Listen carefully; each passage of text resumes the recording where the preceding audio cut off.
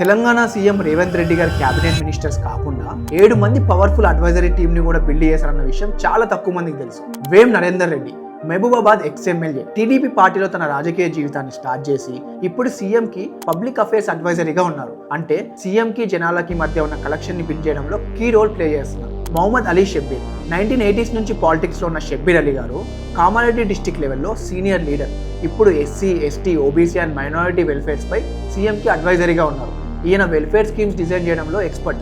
Harkara Venugopal Rao senior Congress leader, ప్రస్తుతం Telangana government కి protocol and public relations adviser. అంటే సీఎం కి official protocol and media communications ని హ్యాండిల్ చేస్తున్నారు.